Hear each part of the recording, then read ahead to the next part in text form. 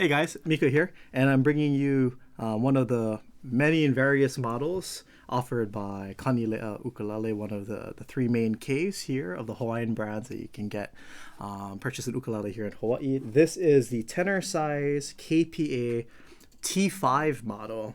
And the kind of wood that's on this instrument, Kanile'a likes to distinguish their wood in terms of how crazy the woods can get.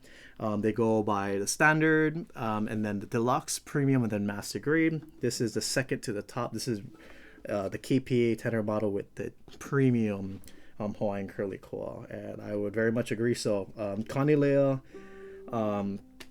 uses some of the nicest koa that you can possibly imagine being put on their instruments, from their craziest master grade koa wood that they use for some of their craziest stuff, to going to their premium models where you're just like, whoa, like that's super nice. And even their standard stuff is just like, wow, it's so nice. And Kanile'a is just very famous for building very beautiful instruments, very well made instruments, and instruments that's loved by many, many musicians. A lot of Hawaii musicians love and adore Kanile'a ukuleles, and they're just really amazing stuff. So this is the 5-string model, and it's not super common to kind of see these floating around. It's here and there, but essentially it's 5 strings, meaning that the A string, the E string, the C string are going to be single. Nothing is going to be altered about them. But then what makes it special is that you double up the G string. So if you always couldn't decide if you're a high G player or you're that low G player, if you don't want to get into politics and, say low G is better or high G is obviously the better one,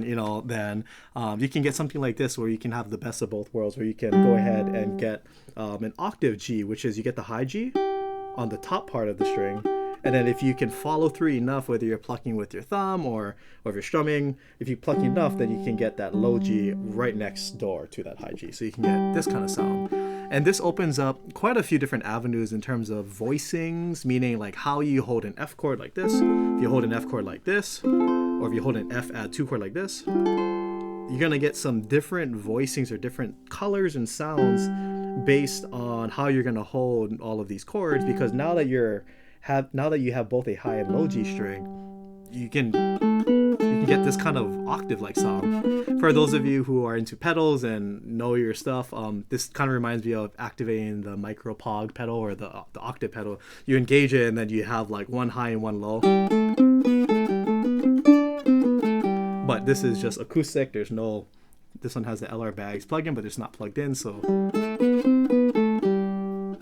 you get that kind of sound. So this is the T5 model KPA. KPA models are known for having the tortoise shell as the binding only on the top right here, and as well as the tortoise shell around the rosette with this nice big abalone paua shell around the rosette, and then everything else is just admiring the beautiful premium curly koa that Kanile'a has selected for this beautiful instrument.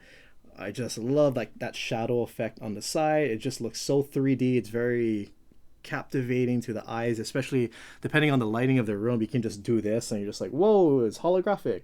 For those of you who haven't seen koa or who can't just get enough of koa, and I'm always very impressed, or always just so amused by how koa looks and lighting. And no matter how many different koa instruments I've played up to this point or I've seen, it's always just so fun to look at just how koa can just differ from every single ukulele, or just really beautiful stuff here on this instrument. So the headstock's beautiful, has a slightly bigger headstock because of the extra string here on the top, satin neck, ebony bridge, fretboard, headstock, the paua abalone K that you can recognize the Kanile'a ukulele, and then you have pin bridge right here. So you essentially tie a knot and then you push it through and then it's stabilized that way. But Kanile'a's offer beautiful sounding instruments. This one is very nice and warm, and that low G really helps to give it a little more of that lower end sound. But this is exactly what you're gonna get from like a Kanile'a or just a koa instrument. Nice, bright, happy sound, but nice and warm. Just really rich and full.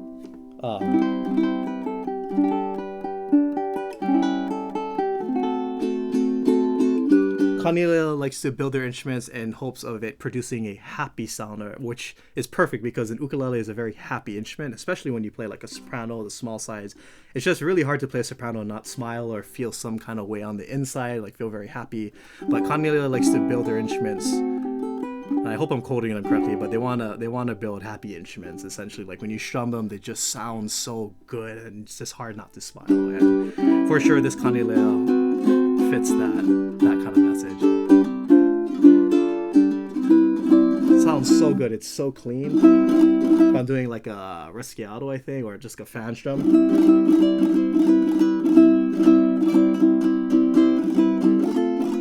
So clean, not muddy, just very. If I do fingerstyle, which is a little more difficult because you have to have the technique to hit both, or if you're just trying to avoid the low G, then you want to go like. It's very difficult, so you want to kind of pluck all the way through to get that sound.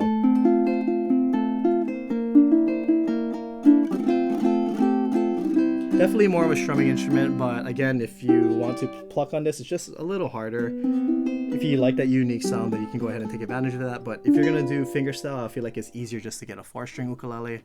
That's just me. Please don't hold me to that. But yeah, this instrument is awesome. Playability is awesome. The setup is really nice. It's pretty low as I look at it, so you don't have to press hard to play chords. Just that's why Kanile'a is one of the best out there. That's just simple. So let's go ahead and do a sound sample.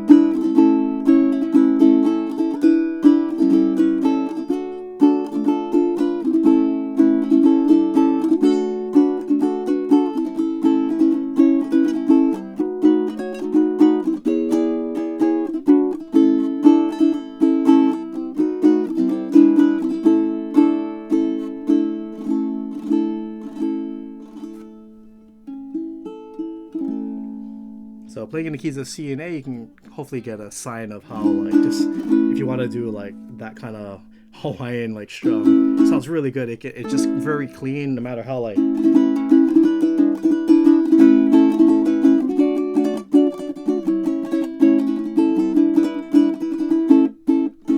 It still holds itself very cleanly. It doesn't get muddy or messy. Everything's just really crisp, and the projections are really nice. Might I add that this ukulele is equipped with some of the best fluorocarbon strings out there, in my opinion. Uklogic, shout out to the pink Uklogic strings, but amazing. Now, if you want to do some fingerstyle, I'll try to do some stuff on this. I'll try my best, but here we go.